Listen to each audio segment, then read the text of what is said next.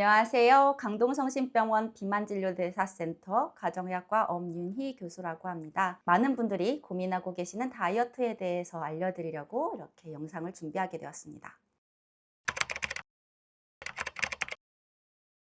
네, 저희 비만대사센터 내원하시면 먼저 의사와의 진료를 통해서 개인에게 맞는 다이어트, 맞춤형 솔루션을 받으실 수 있는데요. 먼저 체지방 분석, 혈액 검사, 그리고 호르몬 검사 등의 검사를 이용해서 개인의 건강 상태를 분석하게 되고 또 식습관과 생활 습관도 같이 분석해서 다이어트 방법을 소개해 드리고 있습니다. 전문 영양사 선생님들께 영양 상담을 받으실 수 있고요.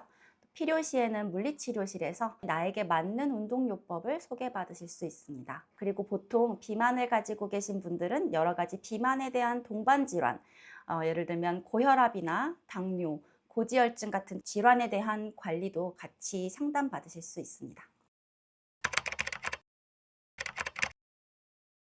네, 요즘 비만대사센터에 내원하신 환자분들의 가장 큰 관심사가 위고비인데요. 네, 실제로 제가 처방해 봤을 때 비만약들 중에서 확실히 좋고 더 간편한 것 같습니다. 위고비를 주제로 한 대규모 임상 연구인 스텝 트라이얼에서도 위고비의 효과는 약 68주를 썼을 때 평균적으로 15% 정도가 감량된다고 보시면 될 것 같습니다. 만족도도 높은 약이고 의사로서도 상당히 고마운 약인 것 같습니다. 제가 6개월 동안 처방하면서 가장 효과가 좋았던 환자는 아무래도 수능을 끝내고 대학교에 입학하기 전에 열심히 다이어트를 목표로 한 여학생이었는데요. 이분 같은 경우에는 공부에 대한 스트레스도 없어지고 운동할 시간도 있었기 때문에 식단과 운동을 열심히 하셔서 6개월 동안 20% 정도 감량이 된 것 같아요. 개인차가 있기 때문에 열심히 하시면은 평균보다 더 효과를 얻을 수 있다라는 점을 또 말씀드리고 싶습니다. 그리고 더불어 약을 쓰러 병원에 내원하시는 환자분들이 가장 많이 걱정하시는 게 약으로 인한 부작용인데요. 위고비는 확실히 부작용이 덜한 것으로 보여집니다. 일반적으로 가장 많이 호소하시는 부작용이 오심, 구토인데 이러한 점도 의사와의 상담을 통해서 약을 서서히 증량한다거나 필요시 다른 약을 같이 병행한다거나 하면은 안전하게 다이어트에 사용하실 수 있을 것 같습니다. 위고비는 기존의 당뇨병 치료제로 사용되던 GLP-1 아고니스트, GLP-1 작용제로서 이게 당뇨약 부작용으로 체중이 감소된다라는 점에 착안해서 다이어트 약으로 발매된 약입니다. 이전에 같은 계열로 유명했던 약이 삭센다인데요. 일주일에 한 번 정도 주사로 약물을 투여하게 되면 일주일 동안 식욕이 조절되는 게 맞습니다. 이전에 유행했던 싹센다 아마 써보신 분들 많으실 텐데요. 싹센다 같은 경우에는 다음날 안 맞아버리면 체내에서 약물이 다 빠져나가서 효과가 없어져 버리는데 위고비는 한 번 맞으면 효과가 일주일을 지속하기 때문에 아무래도 효과가 좀 더 좋을 수밖에 없는 것 같고요. 실제로 연구 결과에 따르면 싹센다에 비해서 위고비가 약 6%포인트가량 체중 감량 효과가 좋은 것으로 나타났습니다.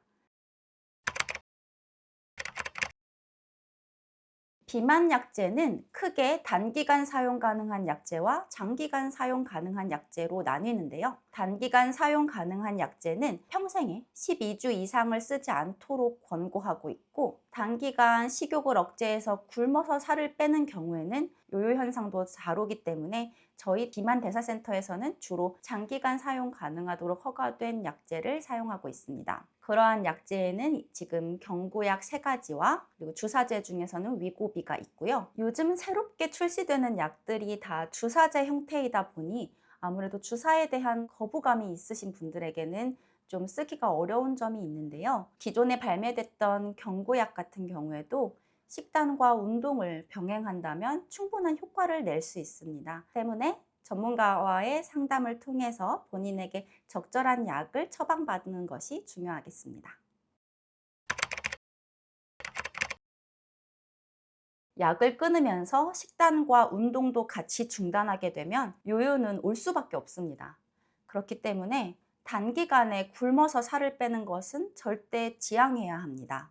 저는 저희 병원에 내원하신 환자분들께 비만 치료에 1년 정도의 시간을 같이 투자하자고 설명드리는 편인데요. 그렇게 말씀드리는 이유는 1년 정도 평생 지속할 수 있는 식단과 운동을 병행하면서 살을 빼시면 1년이 지나도 습관이 될 수 있기 때문에 그 정도의 시간을 유지하시라고 말씀을 드리는데요. 근데 사실 이게 말이 쉽지 정말 쉬운 일은 아닌 것 같습니다. 그렇기 때문에 전문가의 도움을 받아서 함께 하시라고 설명을 드리고 있습니다.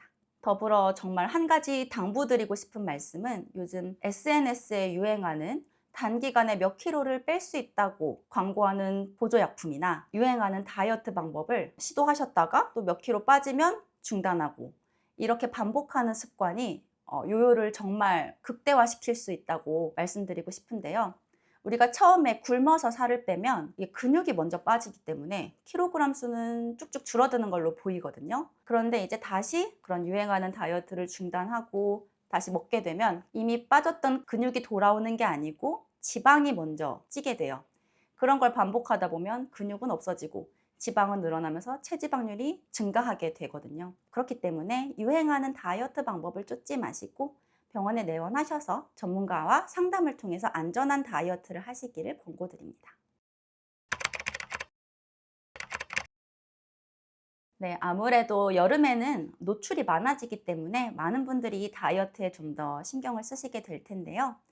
생활에서 가장 쉽게 할 수 있는 방법은 저는 여름에 햇빛을 좀 많이 보시라고 말씀드리고 싶습니다. 다이어트에 방해가 되는 요인 중에 중요한 것이 정서적으로 느껴지는 스트레스나 또 수면 장애 이런 것들이 있는데요. 스트레스나 수면 장애에는 낮에 햇빛을 보는 게 도움이 되기 때문에 추천을 드리고 싶습니다.